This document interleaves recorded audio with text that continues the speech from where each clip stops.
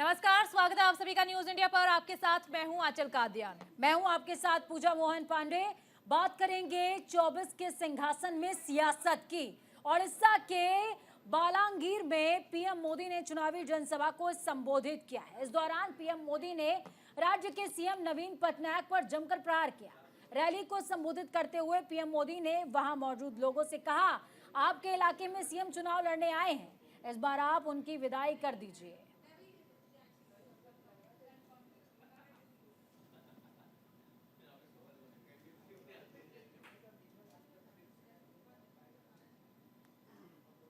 आए चुनाव लड़ने के लिए, जरा गाजे बाजे के साथ विदाई कर दो भाई।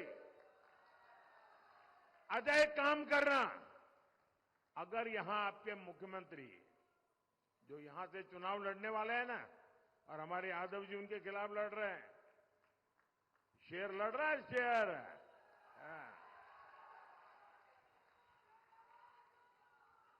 एक काम करना भाई, जब नवीन बाबू अगर गलती से भी यहां चुनाव प्रचार के लिए आ जाए और अगर आपके नसीब में उनको मिलना हो जाए, क्योंकि वो किसी को मिलते नहीं है, लेकिन अगर आपका मिलना हो जाए तो उनको पूछिए कि आप जहां से चुनाव लड़ रहे हैं, ये कंटाबाजी से चुनाव लड़ रहे हैं, उनको एक प्रश्न पूछोगे मेरी तरफ से? पूछोगे? नहीं पूछोगे भाई, 25 साल तक नहीं पूछा आपने, इसलिए आपकी ये हालत हुई है। उनको एक सवाल पूछना कि आप कांताबाजी से चुनाव लड़ रहे हैं, वहां के बिना कागज लिए, हाथ में कागज नहीं रखना है, बिना कागज लिए 10 गांवों के नाम बोल दीजिए, बस इतना पूछ लीजिए। वे 10 गांवों के नाम नहीं बता पाएंगे जी। आप देखिए साहब, वो यहां की जमीन से कटे हुए हैं, वो आपसे कटे हुए हैं, वो आपके दुख नहीं जानते। तो उधर ओडिशा के कंधमाल में चुनावी जनसभा को संबोधित करते हुए पीएम नरेंद्र मोदी ने विपक्ष पर जमकर हमला बोला। पीएम अपने संबोधन के दौरान विपक्षी नेताओं की तरफ से पाकिस्तान के एटम बम पर दिए गए बयान की जमकर के आलोचना की। सभा में पीएम नरेंद्र मोदी ने इस बात का भी जिक्र किया कि जो इस तरह की भाषा बोल रहे हैं वे खुद मरे पड़े लोग हैं और देश के मन को भी मार रहे हैं। पीएम नरेंद्र मोदी इतने पर ही चुप नहीं हुए, बल्कि जम्मू कश्मीर में आतंक का भी जिक्र करते हुए नजर आए और कहा कि जम्मू कश्मीर में आतंक के लिए पीएम ने कांग्रेस को जो है वो जिम्मेदार ठहराया है।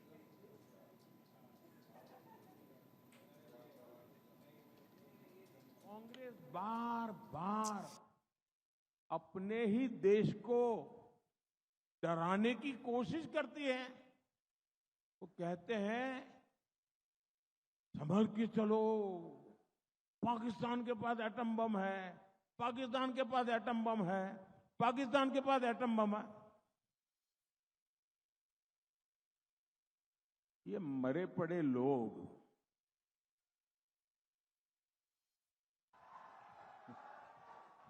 ये देश के मन को भी मार रहे हैं जी। और कांग्रेस का हमेशा ऐसा ही रवैया है। ये जो पाकिस्तान के बम बम बम की बातें करते हैं ना, आज तो पाकिस्तान का हालात ये है कि इन बम को संभालना कहां, वो भी उसके बस का रोग नहीं है। अब तो वो बम बेचने के लिए निकले हैं, कोई खरीदने वाला मिल जाए। और लोगों को मालूम है क्वालिटी में दम नहीं है, वो माल भी बिकता नहीं है। भाइयों बहनों, कांग्रेस के इसी कमजोर रवैये के कारण जम्मू कश्मीर के लोगों ने 60 साल तक आतंक भुगता है। देश ने कितने ही आतंकी हमले झेले हैं, देश भूल नहीं सकता कि आतंकियों को सबक सिखाने के बजाय ये लोग आतंकी संगठनों के साथ बैठकें करते थे। 26/11 के मुंबई के भयंकर आतंकी हमले के बाद इन लोगों की हिम्मत नहीं पड़ी कि आतंक के सरपरस्तों को पर उन पर कार्रवाई करें। और क्यों? क्योंकि कांग्रेस को, इंडी गठबंधन को लगता था कि अगर हम कार्रवाई करेंगे तो हमारा वोट बैंक नाराज हो जाएगा। ओडिशा के बालांगीर और कंधमाल में रैली को संबोधित करने के बाद पीएम मोदी ने बरगढ़ में भी चुनावी रैली को संबोधित किया। रैली में पीएम मोदी ने चुनाव में लोगों से बीजेपी को जिताने की अपील की। पीएम ने कहा, ओडिशा 25 साल से बर्बाद हो रहा है। पिछले 5 साल में राज्य पर बाहरी लोगों का कब्जा हो गया। उन्होंने सभा में मौजूद लोगों से कहा कि मैं हाथ जोड़कर प्रार्थना कर रहा हूं कि मेरे ओडिशा को बचा लीजिए। भाजपा के स्वार्थ के लिए नहीं आया हूं। मैं आपके पास गिड़गिड़ा रहा हूं, हाथ जोड़ के प्रार्थना कर रहा हूं कि मेरे उड़ीसा को बचाइए। उड़ीसा बर्बाद हो रहा है। इतना महान राज्य, इतनी महान संस्कृति, इतनी महान परंपरा 25 साल बर्बाद हो गए।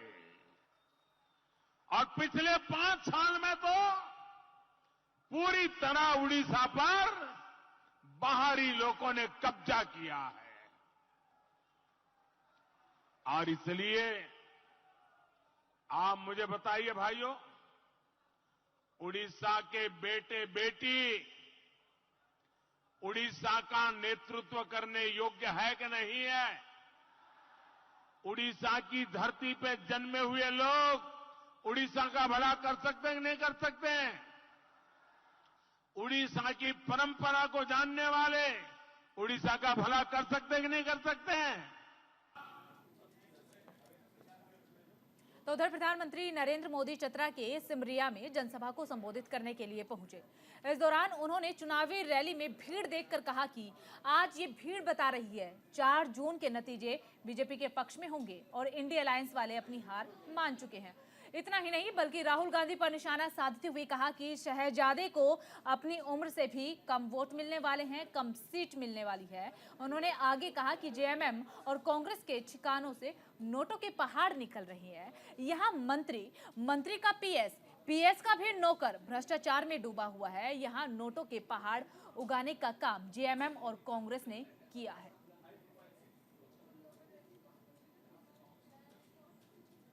कांग्रेस जो इंडी अलायंस चल रहा है, उस इंडी अलायंस के एक बहुत बड़े नेता ने उन्होंने कहा है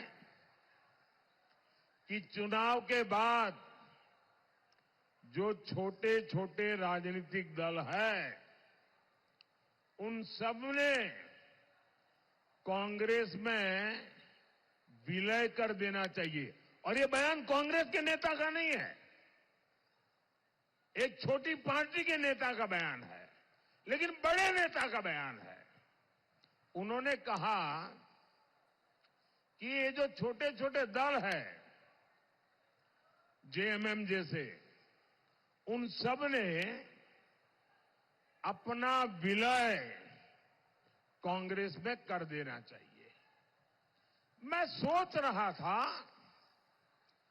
कि उन्होंने ऐसा सुझाव क्यों दिया। उनके मन में इतनी हताशा, इतनी निराशा घर कर गई है कि 4 जून के बाद अपनी पार्टी का अस्तित्व मिटाकर कुछ दिन गुजारा करने के लिए वो सोच रहे हैं। दूसरी तरफ कांग्रेस के राष्ट्रीय अध्यक्ष मल्लिकार्जुन खड़गे बीजेपी पर लोगों को धर्म के आधार पर बांटने का आरोप लगाते रहे। पटना में प्रेस कॉन्फ्रेंस में खड़गे ने कहा कि हर बात पर हिंदू मुसलमान करके बीजेपी के लोग राजनीति कर रहे हैं, लेकिन जनता समझ गई है कि ये देश की अच्छाई के लिए या विकास के लिए नहीं, सिर्फ वोटों के लिए लोगों को बांट रहे हैं। पिछले 10 सालों में विपक्ष के लोगों को परेशान करने में ही इन्होंने अपना समय निकाला है।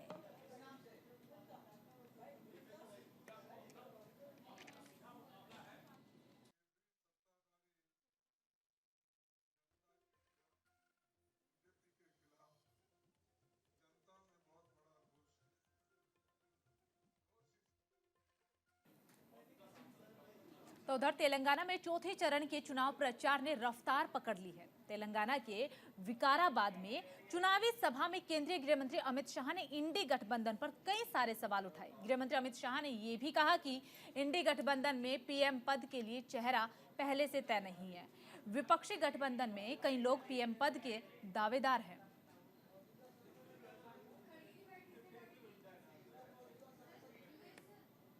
ये चुनाव दो खेमों में बटा हुआ, एक और एनडीए का खेमा है जो नरेंद्र मोदी के नेतृत्व में आगे बढ़ रहा है, और दूसरी ओर इंडी अलायंस है जो राहुल बाबा के नेतृत्व में आगे बढ़ रहा है। 12 लाख करोड़ के घपले, घोटाले, भ्रष्टाचार करने वाली कांग्रेस पार्टी और उनके साथी, और दूसरी ओर 23 साल तक प्रधानमंत्री और मुख्यमंत्री रहने के बाद भी जिस पर 25 पैसे का भी आरोप नहीं है, ऐसे हमारे प्रधानमंत्री नरेंद्र मोदी जी हैं। तेलंगाना के चुनावी दौरे पर पहुंचे केंद्रीय गृह मंत्री अमित शाह ने हैदराबाद में संवाददाता सम्मेलन को संबोधित किया। मीडिया से बातचीत के दौरान अमित शाह ने कांग्रेस और बीआरएस पर वोट बैंक की राजनीति करने और भ्रष्टाचार में लिप्त रहने के आरोप लगाए। उन्होंने ये भी कहा, परिवारवाद, करप्शन में तेलंगाना की जनता को परेशान करके रखा है। अमित शाह ने कहा, तेलंगाना में जब भी बीजेपी सत्ता में आएगी, मुस्लिम आरक्षण को समाप्त कर दिया जाएगा। तो उधर महाराष्ट्र के नंदुबार में कांग्रेस की न्याय संकल्प यात्रा को कांग्रेस महासचिव प्रियंका गांधी वाड्रा ने संबोधित किया। प्रियंका गांधी ने सभा को संबोधित करते हुए पीएम नरेंद्र मोदी पर झूठ बोलने का आरोप लगाया। प्रियंका ने कहा कि पीएम मोदी जो भी बोलते हैं झूठ बोलते हैं। पीएम चुनावी फायदे के लिए ही कुछ बोलते हैं, जिसका मकसद चुनाव में जीत हासिल करना होता है।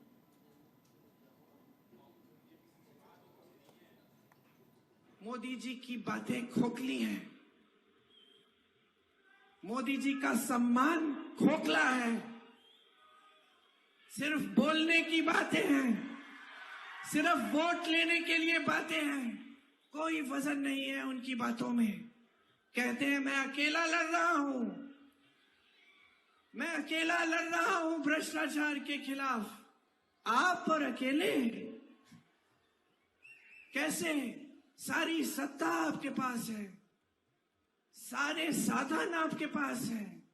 आप ही के लोग कहते हैं कि दुनिया के सबसे बड़े नेता हैं आप, दुनिया के सारे प्रधानमंत्री, दुनिया के सारे राष्ट्रपति आपके साथ हैं और आप अकेले लड़ रहे हैं। मध्य प्रदेश के पूर्व सीएम शिवराज सिंह चौहान ने उज्जैन लोकसभा के आलोट में रोड शो किया। रोड शो में बीजेपी कार्यकर्ताओं की भारी भीड़ भी देखने को मिली। रोड शो के दौरान शिवराज सिंह चौहान ने बीजेपी उम्मीदवार अनिल फिरोजिया के समर्थन में मतदान की अपील की। आपको बताते चले कि पूर्व सीएम शिवराज सिंह को बीजेपी ने विदिशा लोकसभा सीट से चुनावी मैदान में उतारा हुआ है।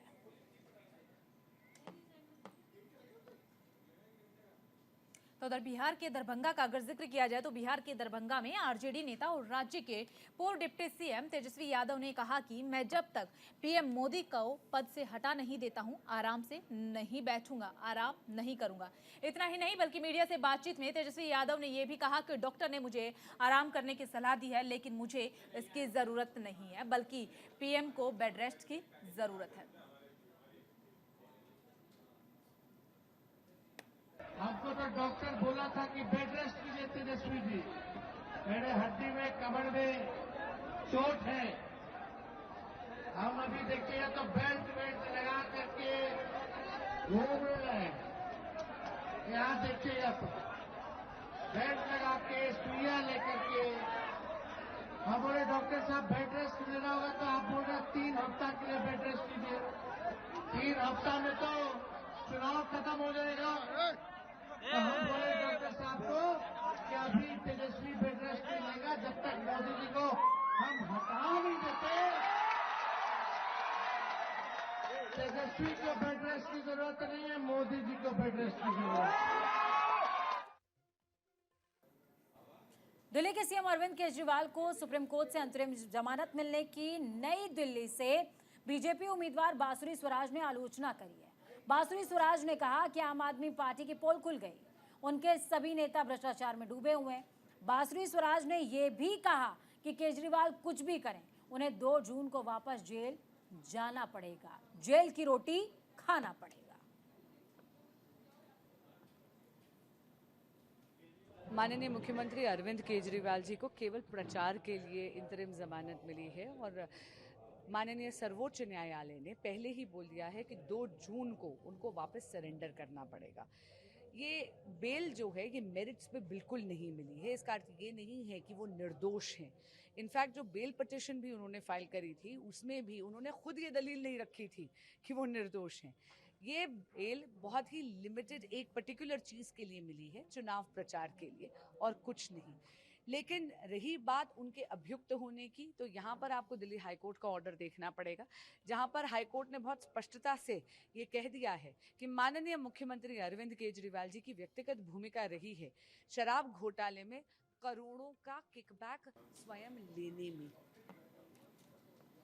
तो उधर यूपी के मुख्यमंत्री योगी आदित्यनाथ ने कन्नौज में बीजेपी उम्मीदवार सुब्रत पाठक के समर्थन में चुनावी रैली को संबोधित किया है।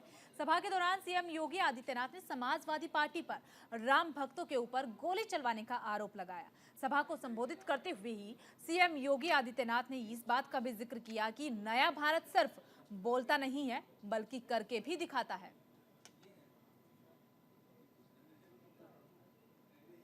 अयोध्या में भगवान राम का जो भव्य मंदिर का निर्माण हो रहा हुआ है, प्रभु राम विराजमान हो गए। 500 वर्षों की अद्भुत घटना घटित हुई है और बहनों और भाइयों 500 वर्षों की इस अद्भुत घटना के लिए 500 वर्षों में पहली बार प्रभु राम ने अपनी जन्मभूमि पर होली भी खेली है और अपना जन्मदिन भी मनाया है। पहली बार भगवान राम का सूर्य तिलक भी हुआ है। बहनों और भाइयों, ये अद्भुत घटनाएं कभी कभी घटित होती हैं और हमारी पीढ़ी सौभाग्यशाली है कि हम इस नए भारत में सब कुछ देख पा रहे हैं। और इसीलिए मैं आज आपके पास आया हूं आपसे कहने के लिए कि नया भारत, ये नया भारत, बहनों और भाइयों, ये नया भारत केवल बोलता ही नहीं है, करके दिखाता भी है। केंद्रीय मंत्री और हमीरपुर से बीजेपी उम्मीदवार अनुराग ठाकुर ने आज अपने चुनावी अभियान की शुरुआत की। अनुराग ठाकुर ने चुनावी अभियान का आगाज से पहले घर पर कन्या पूजन किया और मंदिर में जाकर पूजा अर्चना करी। इस दौरान अनुराग ठाकुर ने कहा, पीएम मोदी और पार्टी ने मेरे ऊपर भरोसा करके मुझे चुनावी मैदान में उतारा है। आपको बता दें कि अनुराग ठाकुर 5वीं बार बीजेपी की तरफ से मंडी लोकसभा सीट से बीजेपी के उम्मीदवार बन चुके थे।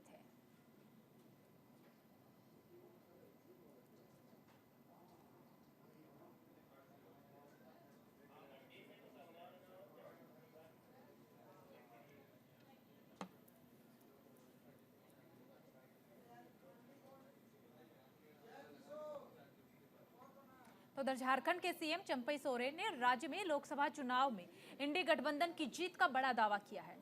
दुमका में मीडिया से बातचीत करते हुए उन्होंने कहा कि पूरे झारखंड में गठबंधन की लहर है, इसमें कोई संदेह नहीं है। हमारा गठबंधन भी मजबूत है और हम बीजेपी के खिलाफ पूरी मजबूती से चुनाव लड़ रहे हैं।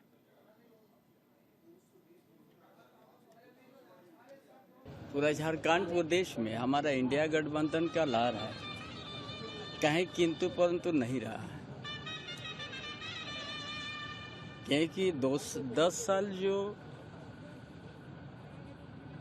2014 से जो जुमलाबाजी किया है ना, एक भी कहीं सच साबित नहीं हुआ। और उनका मुद्दा से हट के उन लोग को प्रचार करता है। मुद्दा उसका सामने नहीं है, ना युवा को नौकरी का, ना बेरोजगार का, ना शिक्षा, ना स्वास्थ्य, कोई उसका मतलब। एक ही परिवार को तो 10 साल तक उसी को गाली देके 10 साल चलाया है। एलजेपी रामविलास के अध्यक्ष चिराग पासवान ने तेलंगाना के सीएम रेवंत रेड्डी के पुलवामा हमले पर दिए बयान की आलोचना करी। उन्होंने कहा कि विपक्षी लोग जितना ही सेना पर प्रश्न खड़ा करेंगे, हम उतना ही सेना का मनोबल बढ़ाएंगे। चिराग पासवान ने यह भी कहा कि विपक्ष लोगों के पास मुद्दा ही नहीं है, मुद्दाविहीन हो चुके हैं, इसी वजह से वो इस तरह के बयान दे रहे हैं। अपने राज्य से जुड़े विषय नहीं है। ये लोग जितने प्रश्न सेना के ऊपर खड़ा करते हैं, अगर इतने इसका 10% भी सेना का मनोबल बढ़ाने की दिशा में लोग काम करें। कुछ चीजें ऐसी हैं जो कि जात पात, जो कि क्षेत्रवाद, दलगत राजनीति से उठकर होनी जरूरी है। ऐसे में जब ऐसे सवाल किए जाते हैं और आज जब चुनावी रण क्षेत्र में है, क्या उनके पास अपने क्षेत्र से जुड़े विषय नहीं है, अपने राज्य से जुड़े विषय नहीं है, ऐसे मुद्दे नहीं है जिसके ऊपर सही में ये हमारी सरकार को घेरने का काम करें। जब ये लोग ऐसे मुद्दों को उठाते हैं या बनाने का प्रयास करते हैं, ये दर्शाता है कि विपक्ष कितना मुद्दाहीन है। इनके पास कोई मुद्दा नहीं है हम लोग की सरकार को घेरने का।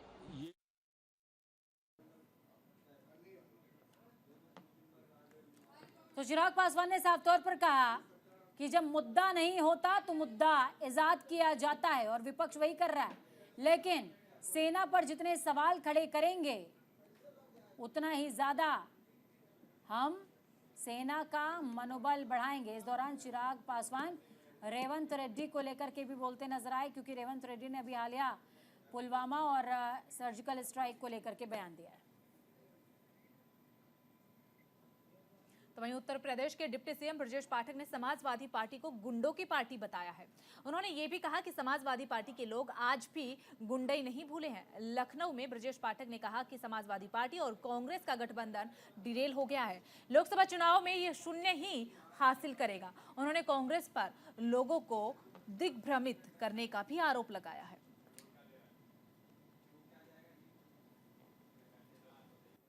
समाजवादी पार्टी उत्तर प्रदेश में 0 सीट पाएगी। जनाधार खिसक चुका है, जनता ने नकार दिया है। गुंडई अराजकता को लोग भूले नहीं हैं।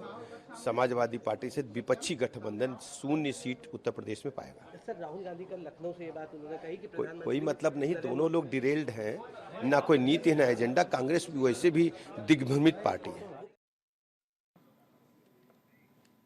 और चलिए यहाँ रुकेंगे एक छोटे से ब्रेक के लिए, जल्दी हाजिर होंगे। एक बार फिर से आप सभी का स्वागत है। वैसे तो हरियाणा में लोकसभा की 10 सीटें हैं, लेकिन सबकी नजरें हैं रोहतक की सीट पर, क्योंकि ये सीट हाई प्रोफाइल है। यहां से कांग्रेस के दीपेंद्र सिंह हुड्डा उम्मीदवार हैं। इनका सीधा मुकाबला है बीजेपी के मौजूदा सांसद अरविंद शर्मा से। न्यूज इंडिया से खास बातचीत में इन्होंने दावा किया कि इस बार रोहतक सीट को बीजेपी से छीनकर कांग्रेस की झोली में डाल देंगे। सुनिए।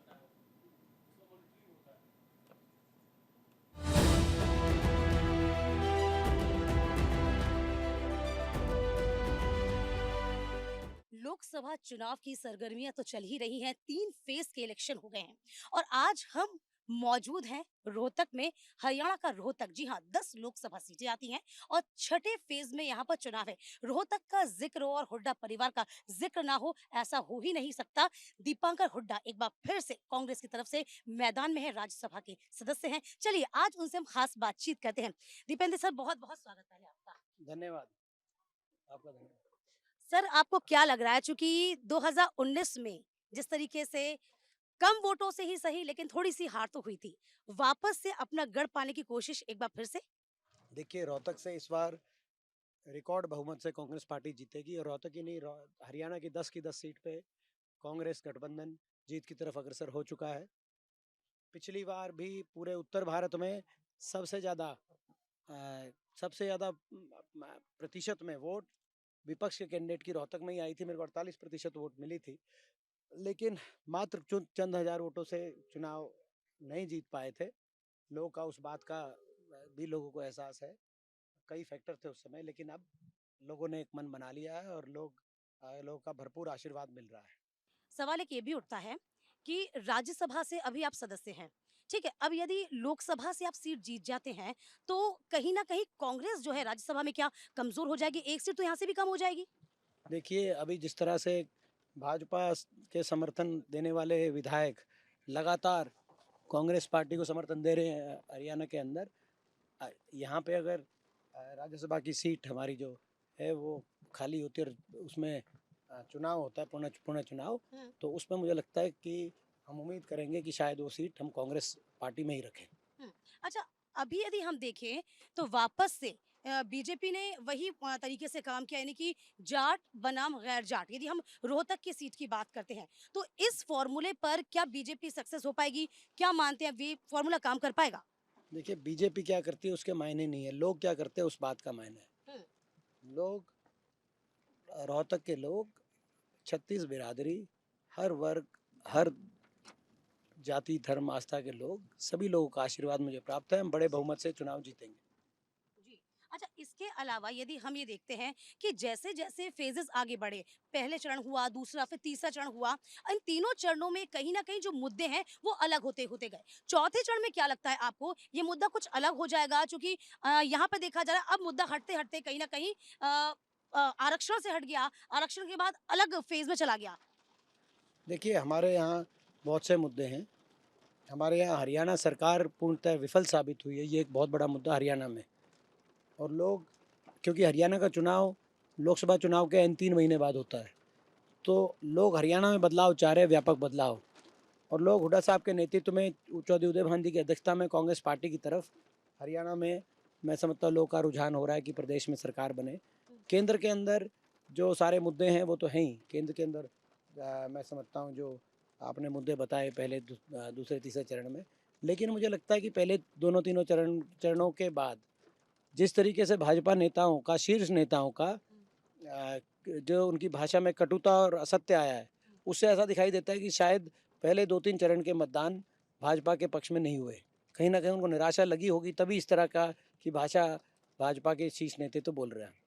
देखिए, लोकसभा चुनाव यूँ कह सकते हैं जिसने जीत जाएगा, और 6 महीने के बाद वो कहीं न कहीं अब हरियाणा में चुनाव भी होने हैं, विधानसभा चुनाव होने हैं, तो आपको क्या लगता है ये कहीं न कहीं एक बूस्ट होने का काम करेगा? अच्छा, मौजूदा स्थिति यदि हम देखते हैं, बीजेपी और जेजेपी, चूँकि साढ़े 4 साल तक जेजेपी साथ रही है। अब जेजेपी ने वापस से हट गई, जेजेपी यूँ कह सकते हैं कि समर्थन वापस ले लिया। 3 निर्दलीय जो उनके विधायक थे, उन्होंने समर्थन वापस लिया। यहाँ से क्या आपको कमज़ोर होती हुई नज़र आती है बीजेपी? हरियाणा में जेजेपी का तो जनाधार समाप्त हो चुका है और बीजेपी भी हरियाणा के अंदर काफ़ी बैकफुट पे है। आज लोग हरियाणा में पूर्णतः अपना मन बना चुके हैं भाजपा को हराने का और कांग्रेस को जिताने का। अच्छा, आपको क्या लगता है, यदि हम बात करते हैं यदि हम हरियाणा में देखें तो किसानों का मुद्दा बहुत छाया हुआ था। एमएसएमई पे गारंटी की बात अब कांग्रेस अपने मैनिफेस्टो में लेके आई है। यहाँ थोड़ा जनता कंफ्यूज इसलिए भी हो रही होगी, आपको नहीं लगता कि यहाँ पर मैनिफेस्टो कांग्रेस का अलग है, उत्तर प्रदेश में जाते हैं तो समाजवादी पार्टी का मैनिफेस्टो अलग हो जाता है, तो इसके इतर आपको क्या लगता है किस तरीके से अब जो कांग्रेस है वो आगे काम करेगी, क्या प्लानिंग के तहत काम कर सकती है?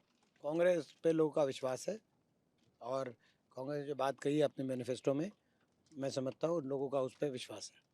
अच्छा, इसके अलावा यदि हम हरियाणा के गूढ़ मुद्दों की बात करते हैं, उन मुद्दों को कैसे आप, चूंकि 3 मर्तबा आप यहाँ से सांसद रहे हैं, यदि हम 2014 में यदि मोदी लहर भी थी, उसके बावजूद भी आप अपनी सीट निकालने में कामयाब हो गए थे।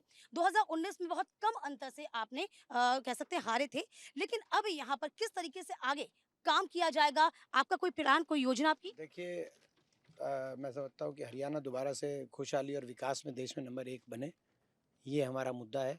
रोहतक लोकसभा क्षेत्र दोबारा विकास में देश के मानचित्र पे आए, ये हमारा मुद्दा है, क्योंकि रोहतक दिल्ली से सटी हुई सीट है। दिल्ली के पूरब में नोएडा, दक्षिण में गुड़गांव, तो पश्चिम में रोहतक लोकसभा सीट। रोहतक में भी आने वाले समय में गुड़गांव और नोएडा के स्तर का विकास हो, ये हमारा संकल्प है और हरियाणा को लेकर हमने बहुत सी बातें कही हैं। देखिए वैसे तो बहुत संपन्न है हरियाणा, हर राज्य में कह सकते हैं जी। रोहतक लोकसभा का सीट का चुनाव हम्म। केवल एक लोकसभा सीट का एक सांसद बनाने का चुनाव साबित नहीं होगा। ये चुनाव हरियाणा की राजनीति को दिशा देने वाला चुनाव साबित होगा। ये नतीजा केवल दिल्ली तक नहीं जाएगा, ये लोगों का आशीर्वाद वाया दिल्ली चंडीगढ़ तक जाएगा और हरियाणा में कांग्रेस की सरकार लेके आएगा। ये यहाँ पे सबसे बड़ा मुद्दा है। यानी कि हम कुल मिला के कह सकते हैं कि आपका परंपरागत जो सीट है, हुड्डा परिवार की सीट है, इस सीट को वापस से आप काबिज लाने की पूरी कोशिश करेंगे। ये मैंने बता ही दिया आपको कि ये सीट कांग्रेस पार्टी जीत रही है। चलिए बहुत बहुत शुक्रिया आपका दीपेंद्र जी हमारे साथ जुड़ने के लिए। तो देखिए हमारे साथ दीपेंद्र जी थे जिन्होंने कहा कि ये सीट तो हम जीत ही रहे हैं, इसके अलावा कहीं ना कहीं जो यदि हम सेंटर की बात करते हैं तो वापस से कांग्रेस सत्ता में आएगी और इसका पूरा विश्वास उनको है। कैमरामैन वीरेंद्र नेगी के साथ मैं दीपिका सिंह, न्यूज़ इंडिया।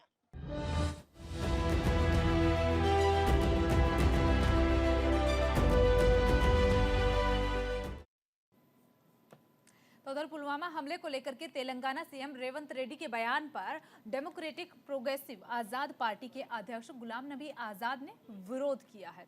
श्रीनगर में गुलाम नबी आजाद ने कहा कि मैं इन तमाम बयानों के खिलाफ हूं। उन्होंने दूसरे राज्यों में अफसा हटाने का भी हवाला देते हुए कश्मीर से इसे हटाने की मांग की है।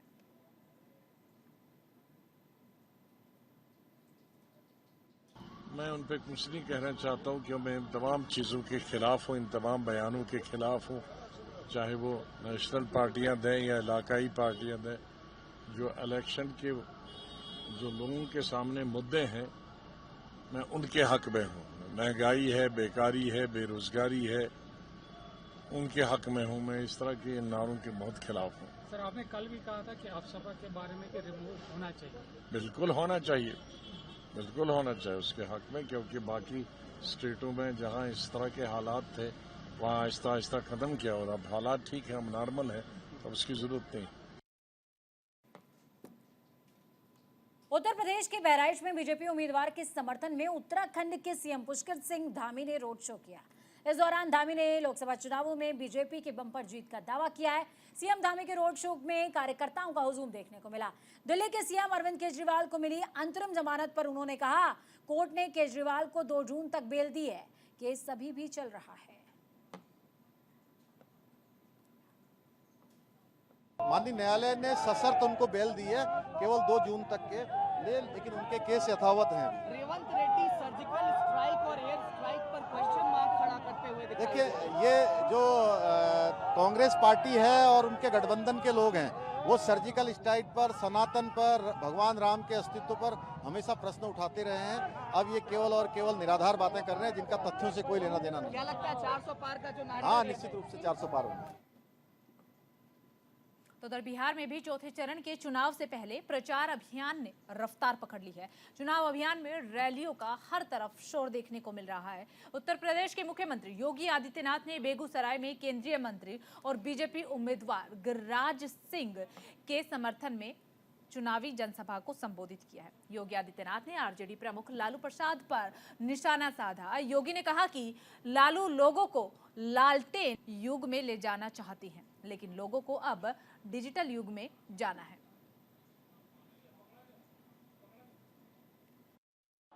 भारतीय जनता पार्टी आज अपने सहयोगी दल जदयू, लोजपा और अपने अन्य सहयोगी दलों के साथ मिलकर के इस चुनाव में इसलिए आई है कि मोदी जी के नेतृत्व में 10 वर्ष में हमने एक आधार तैयार किया है विकसित भारत का। विकसित भारत की संकल्पना को साकार करने के लिए एक बार फिर से मोदी जी को देश की कमान सौंपने की आवश्यकता है। अब तक 3 चरणों के चुनाव हुए हैं और देश का सबसे बड़ा राज्य उत्तर प्रदेश है, 80 लोकसभा सीट है। और हमने तो तय किया उत्तर प्रदेश वासियों ने कि 80 की 80 लोकसभा सीट पर कमल खिलाएंगे मोदी जी को। 80 की 80 मोदी जी के गले में पहनाएं। वहीं पूर्व कांग्रेस नेता आचार्य प्रमोद कृष्णम ने विपक्ष पर प्रधानमंत्री मोदी को बदनाम करने का आरोप लगाया। दिल्ली में उन्होंने कहा, विपक्ष के लोग रोज पीएम मोदी को गाली देते हैं। उन्होंने देश की न्यायपालिका पर भी भरोसा उनको नहीं हो रहा। प्रमोद कृष्णम ने यह भी कहा कि 4 जून के बाद नरेंद्र मोदी तीसरी बार पीएम पद की शपथ लेने जा रहे हैं।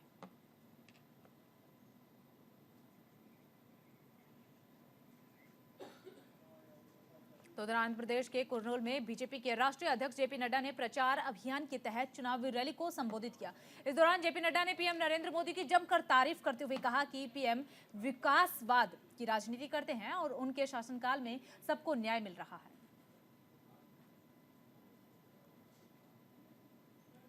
ये जो घमंडिया गठबंधन है ना, घमंडिया गठबंधन, इंडी अलायंस, ये इंडी अलायंस दो बातों का अलायंस है। एक, भ्रष्टाचारियों का जमावड़ा, all corrupt parties have gathered together, ये सब इकट्ठी हो गई हैं। और दूसरा, ये परिवार को बचाने वाली पार्टियां थी।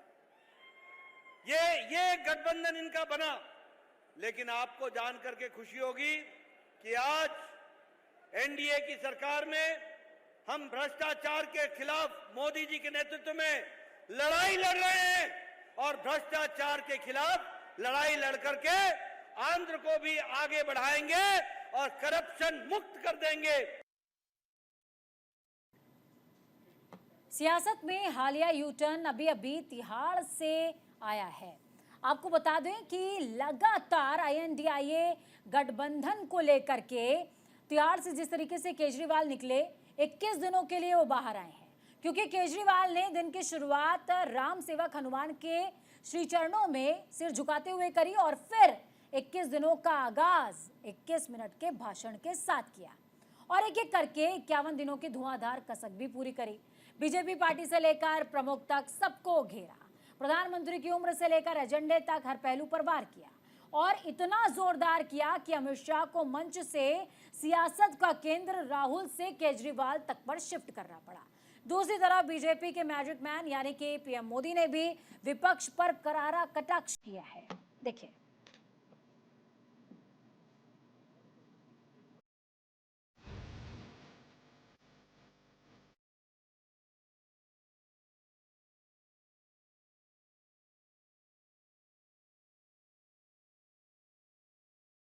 चुनावी घमासान के बीच अपनी जमानत की राह देख रहे सीएम अरविंद केजरीवाल को आखिरकार तीसरे चरण के बाद अंतरिम जमानत मिल गई है। रिहा होने के बाद मुख्यमंत्री अरविंद केजरीवाल आज कनॉट प्लेस के हनुमान मंदिर पहुंचकर दर्शन किए और इसके बाद पार्टी के दफ्तर में एक सभा को संबोधित किया।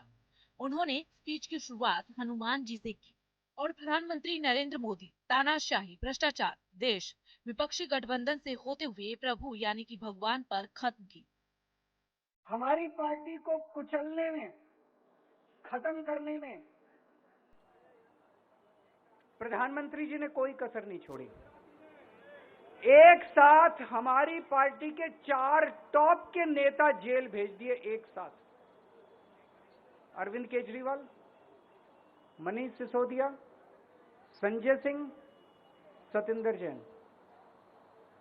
बड़ी बड़ी पार्टियों के अगर 4 टॉप के नेता जेल चले जाएं, पार्टी खत्म हो जाती है। आम आदमी पार्टी के 4 टॉप के नेता इन्होंने जेल भेज दिए। उन्होंने सोचा कि पार्टी खत्म हो जाएगी, लेकिन ये पार्टी नहीं है, ये एक सोच है। जितना ये खत्म करना चाहते हैं उतना ये बढ़ती जाती है। तो वहीं दूसरी तरफ प्रधानमंत्री नरेंद्र मोदी ने भी आज ओडिशा के कंधमाल में चुनावी जनसभा को संबोधित किया। इस दौरान पीएम नरेंद्र मोदी ने दावा किया कि लोकसभा चुनाव में कांग्रेस 50 सीट पर भी नहीं जीत पाएगी और चुनाव के बाद उसे विपक्षी दल का दर्जा भी नहीं मिलेगा। पीएम मोदी ने इसके साथ ही मणिशंकर अय्यर के हाल ही में वायरल हुए बयान पर प्रहार करते हुए कहा कि कांग्रेस बार बार अपने ही देश को डराने की कोशिश करती है। वो कहते हैं कि संभल कर चलो, पाकिस्तान के पास एटम बम है। देश भूल नहीं सकता कि आतंकियों को सबक सिखाने की बजाय ये लोग आतंकी संगठनों के साथ बैठकें करते हैं। कांग्रेस बार बार अपने ही देश को डराने की कोशिश करती है।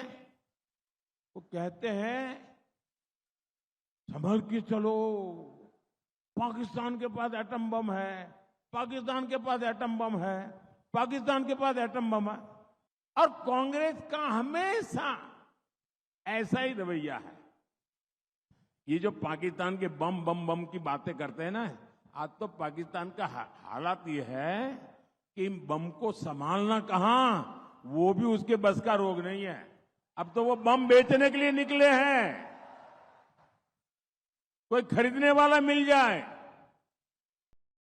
और लोगों को मालूम है क्वालिटी में सब नहीं है, वो माल भी बिकता नहीं है। 3 चरणों के मतदान हो चुकी है। चौथे चरण के मतदान 13 मई को होंगे और दिल्ली में 25 मई को चुनाव होने वाले हैं। उससे पहले दिल्ली के मुख्यमंत्री अरविंद केजरीवाल अंतरिम जमानत पर बाहर आ गए हैं। वो बाहर आते ही चुनावी मैदान में कूद पड़े और जमकर केंद्र सरकार पर भ्रष्टाचार का आरोप लगा रहे हैं। केजरीवाल ने कहा कि पीएम मोदी कहते थे कि मैं भ्रष्टाचार से लड़ रहा हूं, लेकिन देश के सारे लुटेरों और चोरों को उन्होंने अपनी पार्टी के साथ मिला लिया। अब कौन सही है, कौन गलत और कौन जनता को कंफ्यूज करने की कोशिश कर रहा है, ये तो जनता बखूबी जानती है। इसका जवाब भी जनता अपने मतदान से देगी। 4 जून को जनता का सारा हिसाब सामने आ जाएगा कि उनके लिए कौन सही और कौन गलत रहा। सूफी शायर आमिर खुसरो ने कहा कि धरती पर कहीं जन्नत है तो कहीं कश्मीर में है। उसी कश्मीर में इस बार 3 लोकसभा सीटों पर चुनाव होने हैं, जिसमें सबसे हॉट सीट बारामूला है, जहां एनसी में की तरफ से उमर अब्दुल्ला उम्मीदवार है चुनावी मैदान में, तो वहीं जेकेपीसी से शहजाद गनी लोन उम्मीदवार है। इन दोनों नेताओं के बीच कड़ी टक्कर होने की उम्मीद की जा रही है। हमारे संवाददाता आनंद कुमार सिंह ने जेकेपीसी अध्यक्ष सज्जाद गनी लोन से खास बातचीत की है। क्या कुछ कहा है, सुनिए।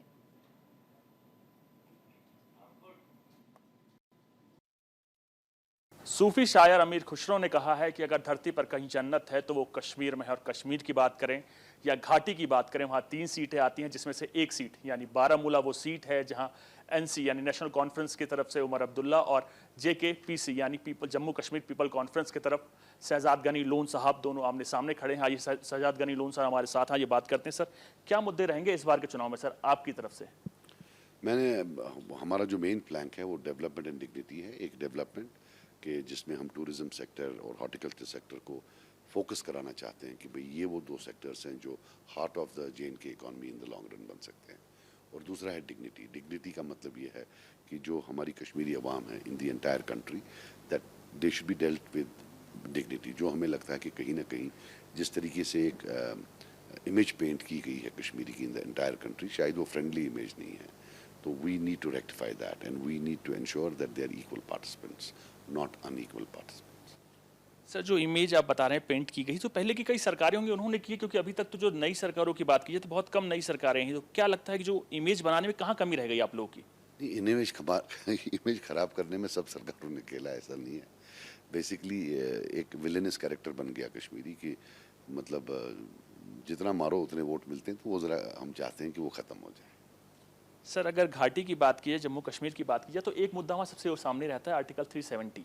उसको लेकर क्या लगता है, जब वो हटा उससे पहले क्या हालात थे और जब वो हटने के बाद आज के क्या हालात हैं?